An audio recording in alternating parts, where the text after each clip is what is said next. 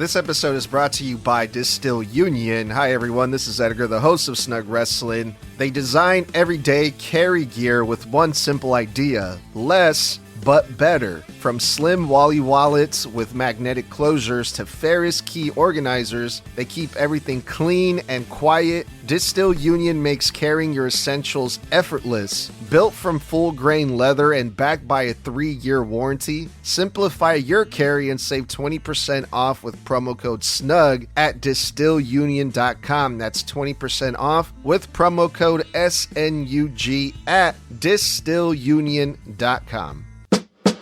Hey, this is your Olympic hero, Kurt Angle, and you're listening to Snug Wrestling. Oh, it's true. It's damn true.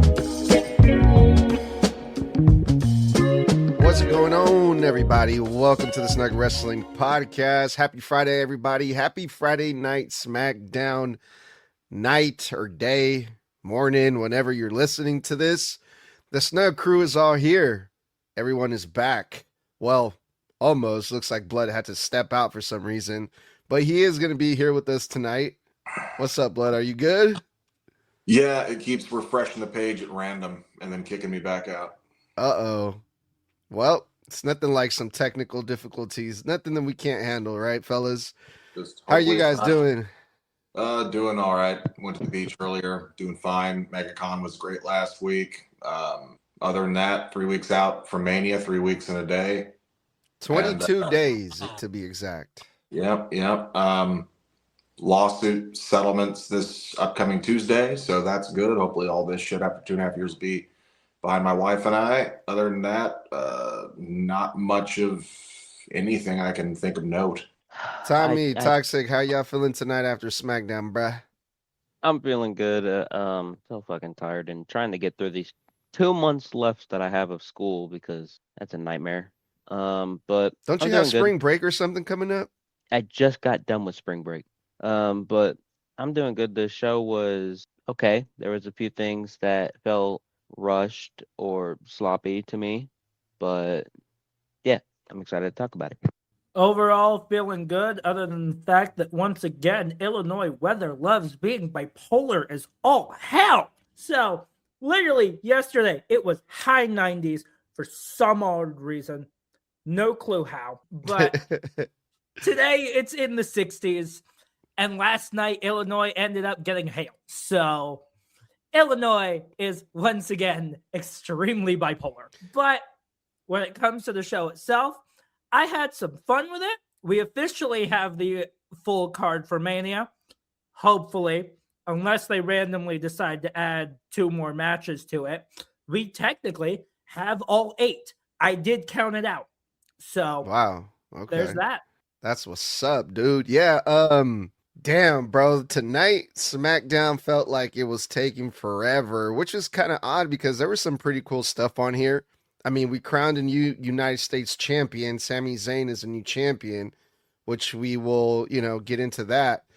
The big announcement, of Jacob Fatu versus Drew McIntyre, even with all of these great, headlines coming out from SmackDown. At one point during the show, I looked at the time and I'm like, okay, we got to be close to the end, right? Because it's been at least 2 hours, and I'm like, nope, it's only been 1 hour. We still got 2 more hours to go. So I was like, fuck. But all right, let's see how long we can. It's gonna take us to review this damn thing tonight. So SmackDown, they're in Pittsburgh, and they started off with what they left off with last week, which was Randy Orton and Matt Cardona. Randy Orton last week swerved us all. He acted like, he felt bad, and when he was going to apologize to Matt Cardona, attacked him. So this week, Randy Orton was cutting the promo where Cody Rhodes said he wants the best version of myself. Okay. I've been thinking about number 15 world champion. Okay. And then he mentioned that one specific voice that's been talking to him, not in his head, but outside his head. So they've been teasing that as well. We didn't really get to see who that person was. We just got more teases, unfortunately. But Matt Cardona came out and he he went straight for Randy Orton. He had a microphone in hand. Randy thought he was going to cut a promo on him, but no. Matt Cardona smacked him over the head. And that's how we kicked off this week's Friday Night SmackDown. Matt Cardona got a little revenge there from Randy Orton. I thought we were going to get a match right then and there, but we didn't. We had to wait until the main event to see that. But overall, pretty cool way to kick off SmackDown tonight. Toxic, since Blood is having some technical difficulties, why don't you get us started? The way Matt Cardona came out, that basically describes how my week is going and how the next 2 months are going. So, or how the next 2 months are going to go. So that's really relatable. The opener was good. I like that it set up a perfect match in the main event. But I'll get into that later. I don't really have a lot of thoughts about it other than I don't know how to describe what like I feel towards the opener because I like it at one point, but there just feels something that's missing to me. There's like something that's missing. I feel like that maybe I don't know how to describe it, but I know what I'm talking about, if that makes sense. Is it, I mean, do you think you like the person that Randy's been talking to, were you missing that part of the angle?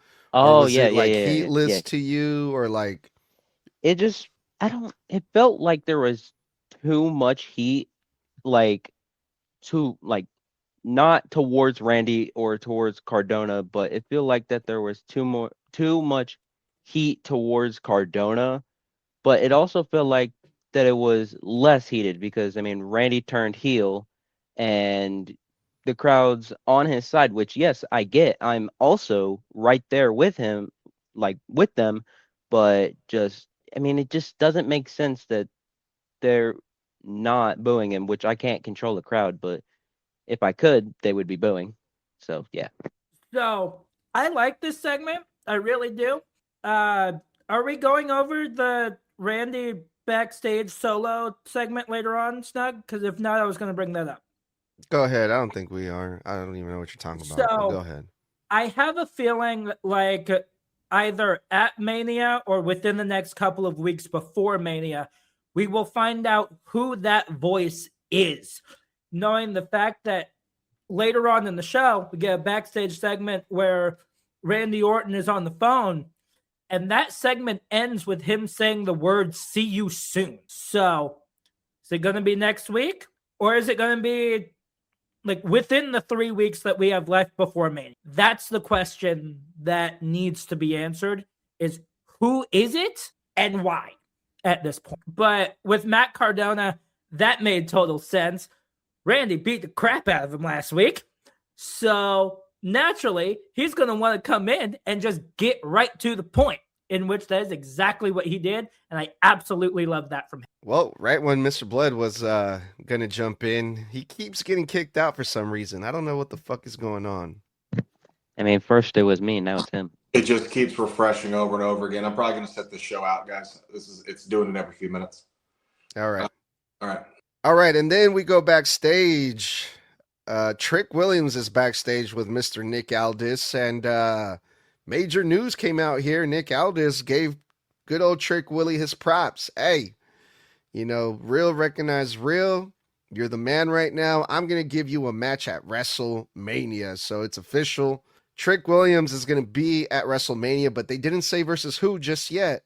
But then right after that, Sami Zayn steps in the picture, and Nick Aldis basically is like, hey, I don't have anything for you, Sammy. You're going to have to sit this one out most likely. Sorry, bro. Of course, Trick Williams had to rub it in Sammy's face. But I was really, really pumped to hear Nick Aldis say those words. I'm going to give you the major spot at Mania. I'm going to give you a match. And I think this is just perfect, man. I think it's well-deserved for Trick Williams. What'd you guys think about this announcement? I also agree that it is well-deserved for Trick Williams. He has been nonstop working his ass off since he has got to the main roster, and I am loving it. Even though I might not, admit it, weekly, but he is really deserving of this WrestleMania spot. And I have a feeling that he is going to get his WrestleMania moment because Trick Williams is on fire right now. Like, not just with the IWC, and the IWC rarely agrees with, like, just as a collective whole, but just not with the IWC, but with the actual fans in the arena, like watching right then and there.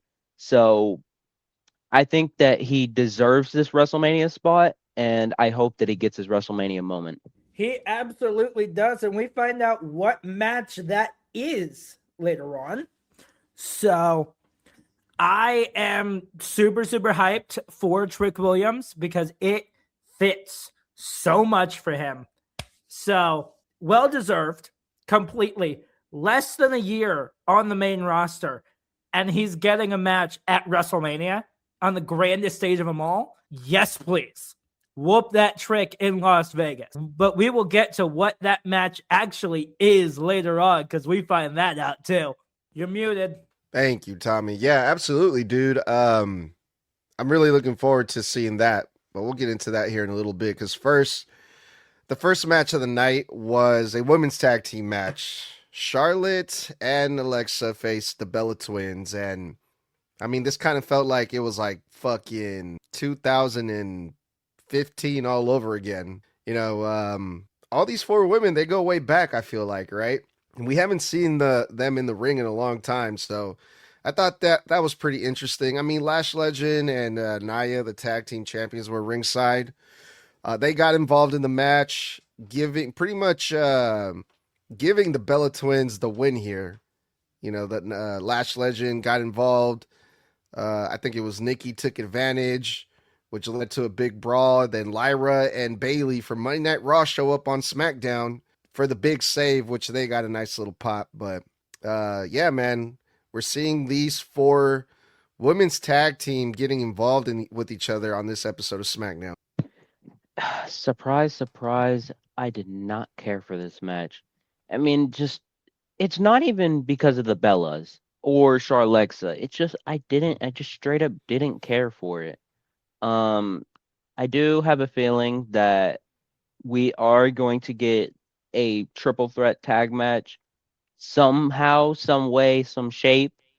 Now seeing Lyra and Bayley enter the picture tonight, I could definitely see that going into a fatal four-way tag match at Mania. But I mean, it could just be a regular tag match. It could just be, next week, not next week, but yeah, next week on SmackDown, we could get like, I don't know, maybe a number one contendership match for Mania. I don't know. But I didn't care for this match. Toxic, I am going to remind you that next week on Raw, we are getting Lyra and Bayley versus the Irresistible Forces for the titles. I said SmackDown. Use your ears. My point still stands. That's the entire reason why they showed up, was to hype that matchup for Raw. That is why Bayley and Lyra showed up for this. So there's that. But Irresistible Forces getting involved, of course they will, because they know for a fact that Charlexa is very much a threat to their title reign. They really are. You've got the Queen and you've got Alexa Bliss together. When they're on the same page, they cannot be stopped. So at that point, of course, they're going to get involved because of how big of a threat those two are. But when it comes to the entirety of the match itself, I was iffy on it because of the fact that it was the damn Bella Twins. At this point, as soon as it was announced that they were even entering the building at the very beginning of the show, my response was, why are you two on my screen? Because I hated it. I do not know why these two are back. I hate it so much. Yeah, according to them, they're back to win women's tag team gold is what they said. So I think it's going to happen eventually. I think it's bound to happen. It might even happen at WrestleMania, to be honest. But we'll see about that. Jade Cargill and her new crew with Mia Yim and B-Fab cut a interesting promo with Rhea Ripley, but they kind of explained the reason for their little union. Remember, we were kind of wondering last week why these three women used to hate each other. It doesn't make any sense. But after hearing what they said, I kind of get it. I mean, it's pretty straightforward.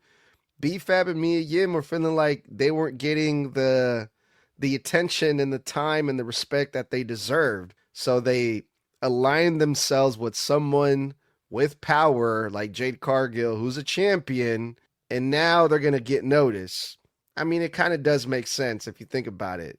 You line yourself up with the champion, you're going to have more TV time, you're probably going to have more matches, more exposure. That's how I looked at it. But at one point, all four of these women, Rhea, Mia Yim, Jade, B-Fab, all four of them were talking shit to each other at the same time, and it got kind of funky. This promo did, but overall, I still kind of enjoyed it, even though it got kind of awkward there for a minute. What'd you guys think about the promo?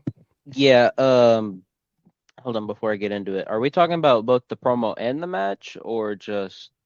Yeah, let's talk about the match too, because this led. Well, it wasn't really a match, was it? Because it was B-Fab versus Rhea Ripley. They wrestled for like 30 seconds.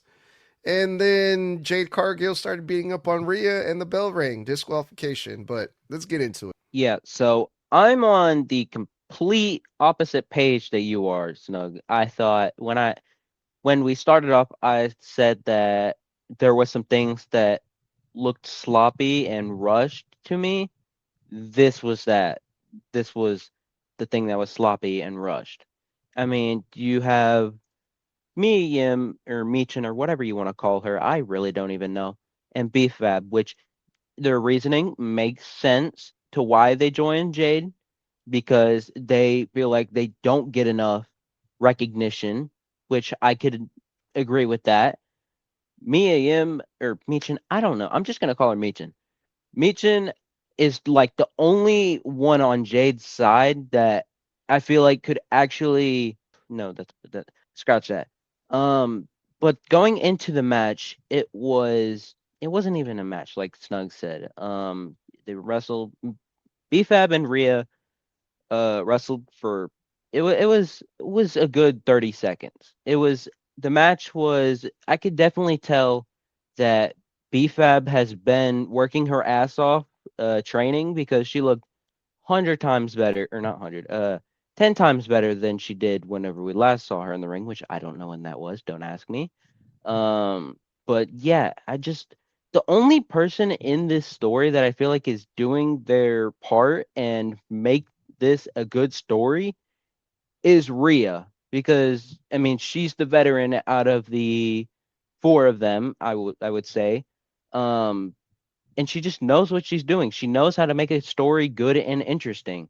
So I'm just not buying it from the other three, and I'm buying the story just because of Rhea, which she needs to get some help, because I'm tired of seeing this 3-on-1 shit. Here's the biggest problem, is the fact of what Toxic just said. The only one in this storyline that is really pulling their weight here is Rhea Ripley. And we get it. She is the veteran. She truly is. But at the same time, you are putting your title on the line. You have 3 weeks until WrestleMania. No. Here's my biggest problem. Not only is Rhea the only one holding her weight, but I am going to remind you that it's going to take about 190 days for 2 title defenses from Jade Cargill. 2. This needs to go. It needs to go sooner rather than later. It really does. I guess I'm the only one that's really enjoying this, what they did with giving Jade Cargill her own faction, because most heels are in factions anyway, or they have a manager, or both, So I think this is perfect, man, because everyone's like, oh, well, everyone knows Rhea Ripley's going to beat Jade Cargill at Mania. Well, now she has backup. Jade has backup. I mean, it's not going to be that easy anymore. So I think it adds another layer of, it's more interesting this way, I think. But but Rhea's been there, done that with the Judgment Day. Meaning what? She has been through it where there's multiple people against. So at this point, putting 3 people up against one Rhea Ripley, she's been there, done that. That's what I'm trying to say. There's nothing wrong with that. That's just classic wrestling booking. You stack the odds against the babyface. The heels are going to play the numbers game. The heels are going to try to cheat. That's just what works sometimes. But yes, this is the second week in a row that they get the better of Rhea Ripley. I mean, does Rhea Ripley not have friends? I don't know. Maybe she might not need it. Maybe Rhea Ripley might be able to do it on her own. But like you guys said, we got a few more weeks until Mania. We'll see what happens next week. But, I like that they're having confrontations like this. They're getting physical, Jade and Rhea, with each other. It's kind of helping build the match a little bit more, for me at least. All right, speaking of building up, this one did not really build up a whole lot because it was Jelly Roll versus Kit Wilson. Before the match, they had a funny skit with Danhausen, who got a huge pop. Danhausen has been getting over a lot, and every week he's been getting over and over. He cursed Kit Wilson. Kit Wilson goes to the ring versus Jelly Roll and loses. Jelly Roll gets a clean victory in a competitive match that was like a 10-minute match versus Kit Wilson. So thank you for coming, Kit Wilson. I am so glad that one, Danhausen cursed Kit Wilson because he deserves it. And two, Jelly Roll has improved in the ring. I mean, I was on the edge of my seat. I was like, yes, he finally got the training that he needed, and now he's holding his weight in the ring. No pun intended. I'm not even meaning it like that. But I like the fact that he tried to go for Kit Wilson's little book or whatever it is and try to hit him with it, which that proves that he has, I don't even know what I was going to say, but I'm so glad that he got the training that he need because, yeah. Hey, Santi, you better get ready to oil up, boy, because Jelly Roll is getting real close. He really is. What the fuck does that mean? So, here's what this Oh means. my god! I forget I even asked. Go ahead. Santi I don't even want to know. bet with Jelly Roll that if Jelly Roll can do anything off of the middle rope, he will listen to his comments and quote unquote oil up. I don't know what the hell that means in quotes there, but that is what is going to happen. Mr. Santi's app. Yes, bro. No one cares. No. All right, carry on. But Jelly Roll, I was honestly shocked that they gave him the win. I really was. Because at the end of this match, I'm like, oh shit, they gave it to Jelly Roll. They actually pulled it off. So that's a big thing. But hey, Kit Wilson, dude, this is the longest match you've had in a month. Because everybody else keeps squashing you. So that's a great thing too. Since it does show off more of Kit Wilson, other than, hey, look, you just got your ass kicked in 30 seconds. Like it has been the last few weeks. The U.S. Open Challenge continued this week. And this was actually a surprise. It was anyone can get it. And who answered? Sami Zayn answered right after he got done, asking Nick Aldis for a match at WrestleMania. Nick Aldis told him no. So Sami Zayn came up with a game plan. I'm going to answer the U.S. Open Challenge. I'm going to beat Carmelo Hayes, become the United States champion again, and that's going to be my way into WrestleMania. They got to put me on WrestleMania now if I win that United States championship. And that's exactly what Sami Zayn did, with a little help from Trick Williams, who was ringside. But before all the shenanigans, Carmelo Hayes and Sami Zayn had a hard-hitting match. Really, really good match. But I know there's a lot of people that are not going to be happy about this. How are you going to beat Carmelo Hayes weeks before WrestleMania after he's been carrying it this whole time, defending it successfully week after week, having crazy-ass matches with anyone that steps in the ring with him, and he does not get a WrestleMania moment, Carmelo Hayes. However, Sami Zayn did win, and it was announced after the match who Sami Zayn is going to defend the U.S. Championship against, and it's Trick Williams himself, fellas. But we got a new U.S. champion.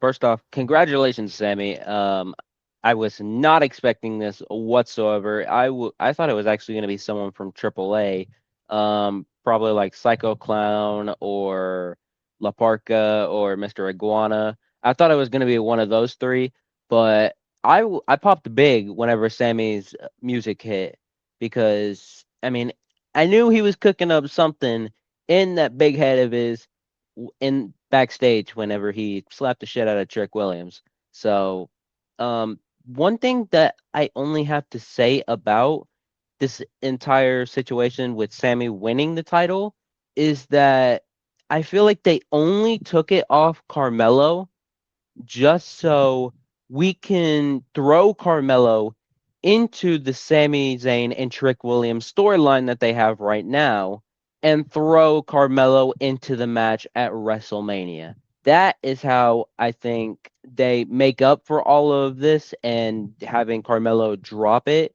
weeks before Mania. But I would like to see that. I mean, watching Trick Williams and Carmelo running it back at Mania, even though that Sami Zayn is thrown into there because he wasn't at Stand and Deliver in 2024. But I'm excited to see where this goes, and even if they don't throw Carmelo in there, I'm excited for it. This is the Rhea Ripley problem all over again. It really is. Toxic, you asked what? I am going to remind you of something. So, Rhea Ripley losing her title to Io Sky literally like weeks before Mania, and then them not knowing what the hell to do. This is the problem. It feels like they only passed the title to Sami Zayn just so they could have Sami Zayn versus Trick Williams. And that's the problem to me, because we could have had that even without the title. Because that match alone does not need the United States title to look good. You got two massive names right there. But at the same time, I wouldn't mind the United States title match that's a triple threat. I wouldn't mind at all to have Trick Williams, Carmelo Hayes, and Sami Zayn going head to head. I would not mind that whatsoever. Give it to me. Give it to me now. I think you're right, Tommy. I hate to admit it because we see these fucking matches all the time, but the way that that Carmelo Hayes lost the title was because of Trick. Trick hit accidentally, quote unquote, hit Carmelo over the head with his cup or something like that. So I think that is Carmelo Hayes going to be like, hey, that's the only reason why I lost. I want a rematch. And okay, here comes Nick Aldis. You're added to the United States title match. 3-way. I could see that happening for sure. And I'd be down for it just for the sake of Carmelo Hayes having a Mania moment because he deserves it. Let's be for real, right? But we'll see what happens with that. But we got a new U.S. champion. Up next, we had Jacob Fatu and Drew McIntyre. They're all beat up after the big fall they took last week from the top of the building or wherever they were. And they were still selling the effects from that fall.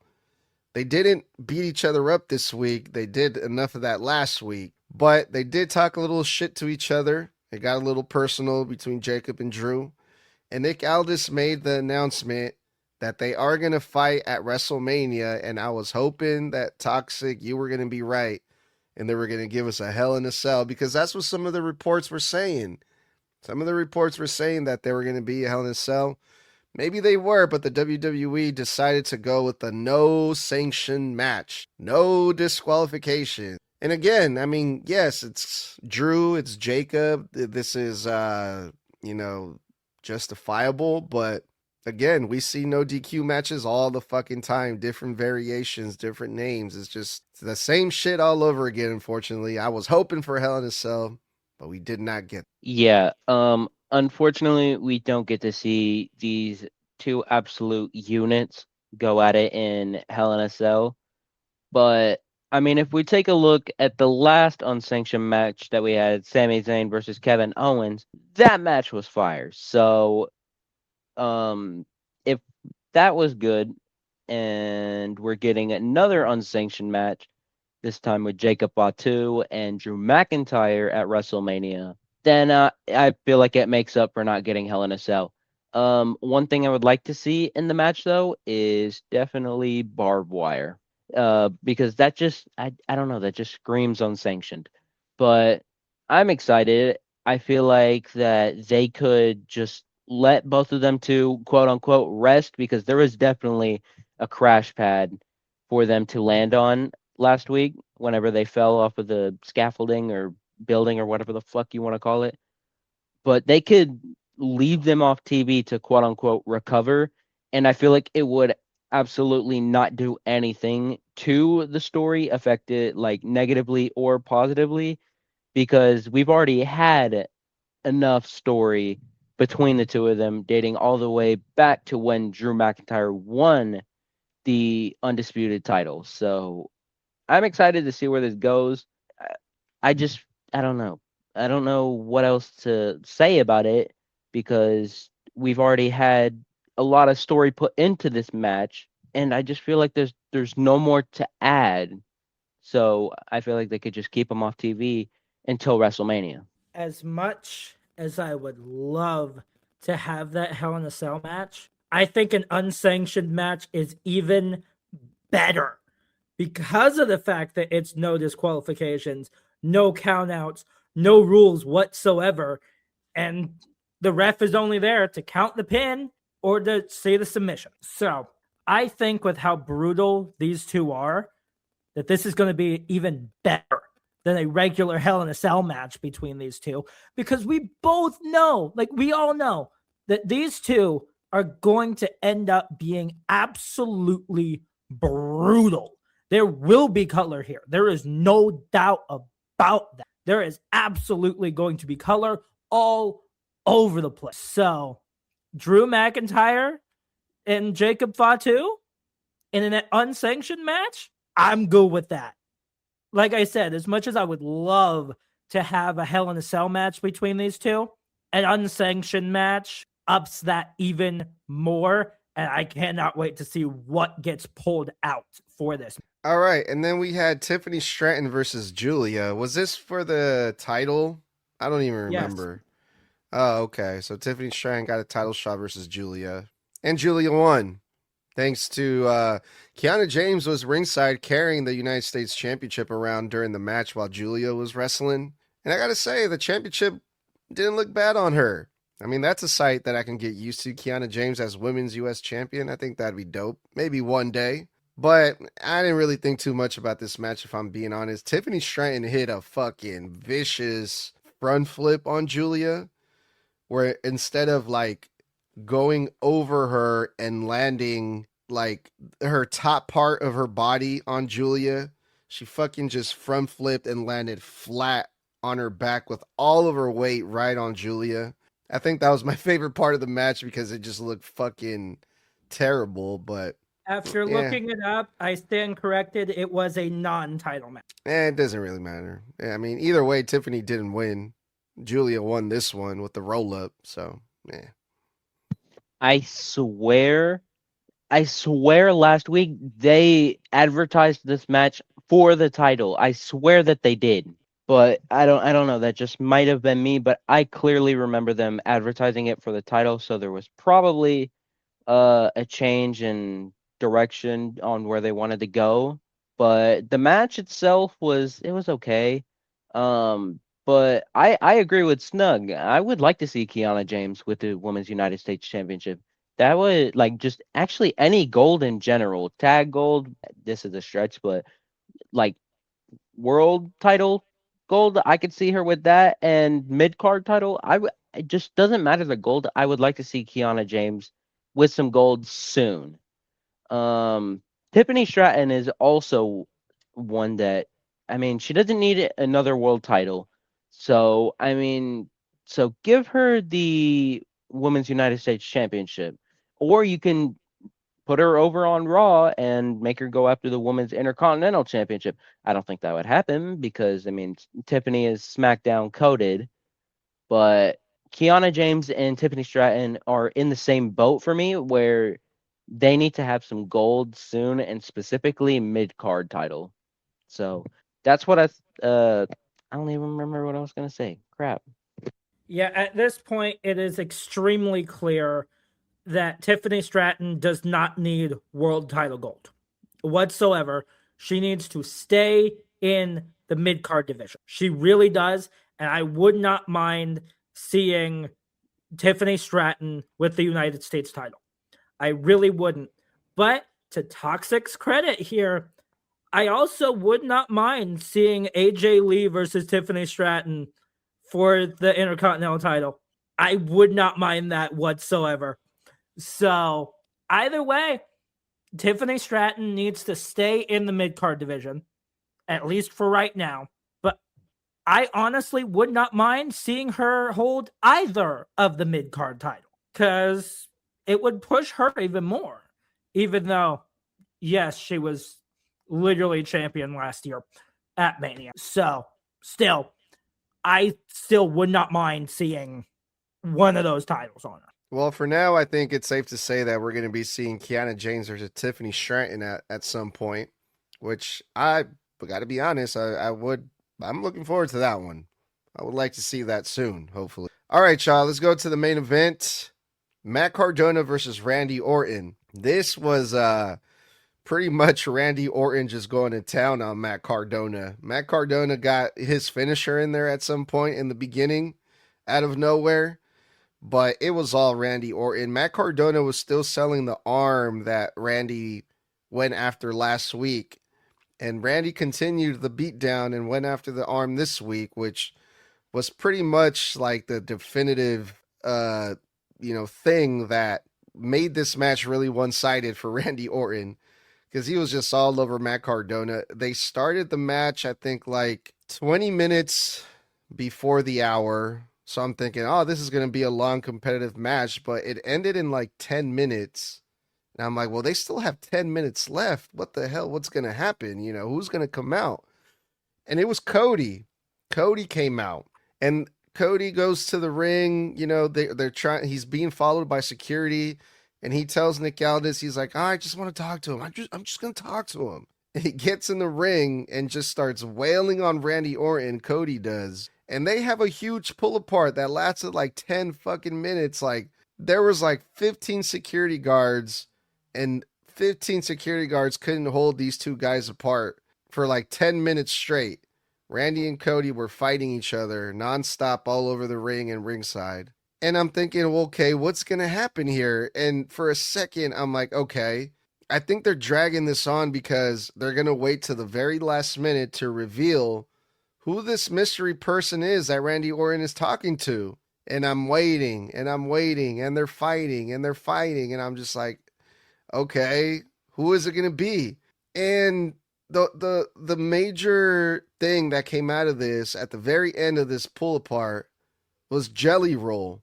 Jelly Roll came out, tried to be like the peacemaker in the situation. And I'm like, it's not Jelly Roll, right? They're not going to turn Jelly Roll heel, right? Like, that would be crazy. Randy Orton was talking to Jelly Roll this whole time, right? That crossed my mind for a second, but Randy Orton hits Jelly Roll with an RKO, and that's how we end the show. I mean, yeah, people like Jelly Roll, but that was Randy's friend, supposedly. So Randy turned on Jelly Roll. But it's like, okay, he turned on Jelly Roll. To me, I didn't think that was such a big deal. I thought it was kind of underwhelming waiting this long to see what was going to happen. But what'd you guys think about this? I wouldn't even call the match a match, because it was basically just Randy torturing Matt Cardona, which excellent selling work from Cardona. I don't know if they were just hyping the fact that, oh, he has a broken like arm or something, or whatever it is that he has.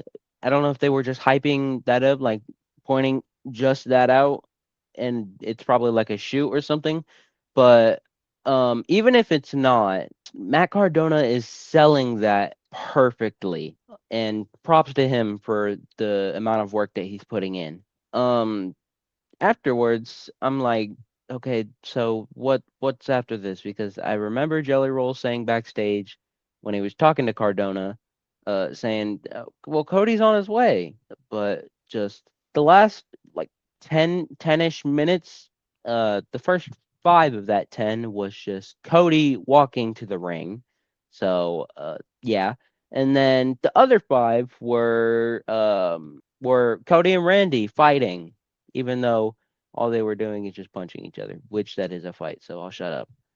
But at the end of the day, or at the end of it, Jelly Roll gets RKO'd, which I feel like in this story, Jelly Roll is going to play the role that Jimmy Uso did in the Jay versus Gunther story. And eventually, Jelly Roll is just going to get the absolute shit beaten out of him by Randy Orton. Because it's eventually going to happen. And I could just see Jelly Roll putting in the work to perfect that role, and it turned out perfectly. So I'm excited if they go that way, but even if they don't, I'm still going to be excited. The match at Mania, I want to see it. So, the match itself, again, we cannot call it a match because really all it was Randy Orton going, hey, you know how I screwed your arm up last week? Yeah, your arm is fucked because I'm going to keep going after it non-stop. And that is exactly what this man did. It just went bam, bam, bam, bam, bam the entire time. Yes, I think Matt Cardona pulled out, I believe it's called like the Knight Rider or something like that. So he pulled that out. That was great. We all knew that Randy wasn't going to let him stop there because of course he was. But after the match with Cody, there was only one thing that popped into my head when Cody was walking to the ring and saying, oh, I just want to talk to him. Just want to talk to him. The first thing that popped into my head was the Family Guy clip of Peter talking to Meg and just going, I just want to talk to him while holding a shotgun in his hand. So that was the first thing that popped into my head. So all of that, I'm like, okay, Cody, have you been watching too much Family Guy? Because that is an exact quote from that. But still, good old Randy Orton going after Cody, Cody going after Randy. We all know this is going to be one banger of a match at Mania. You cannot have these two in the ring together and not have a banger of a match. It's just going to happen. Yeah, man. I can't wait for Mania, dog. I gotta be honest. It's gonna be good. It's gonna be really good. But yeah, those were the major headlines, the major announcements that came out of this week's Friday Night SmackDown. Man, it was a long fucking SmackDown. And shout out to the Lab Cartel on the comments on Instagram says, bro, like the laziest SmackDown in the last 6 months. You know what? I don't completely disagree with that, man. This just felt like a really long show compared to some of the other SmackDowns. Hopefully, like back in, I think last year, like in the middle of June, they went back to 2 hours. Hopefully they do that again this year. 3 hour shit is getting crazy. Yeah, man, that was Friday Night SmackDown with the Snug Wrestling crew. Let us know what you guys think in the comments. Hit us up. If you don't catch the shows live on Facebook, YouTube, or Instagram, you can catch them on Apple Podcasts and Spotify. Leave a star rating. Leave a review if you're new to the show. Welcome. Thank you for hanging out with us. And yeah, we'll see you guys on the next one. Tommy, let's get up out of here, bro. Ladies and gentlemen, that was the March 27th review of Friday Night SmackDown. You can catch us every Monday, Wednesday, Thursday, and Friday. That being for Monday Night Raw, NXT, SmackDown, and that one-on-one between our glorious leader, Snug, and Mr. Blood as well. Not to mention, next week on Wednesday, we are not just going through NXT, but we will also be putting out our predictions for NXT Stand and Deliver, and that review will also be next Saturday, April 4th. So mark your calendars for that. Also, go get your merch. That is at tpublic.com/snug_wrestling. I repeat, that is TEE public.com/snug_wrestling. All right, Tox, since Mr. Blood ain't here, it's just the two of us. That was one time for the one time. That was 4 letters. 4 letters. 1 word. 1 word.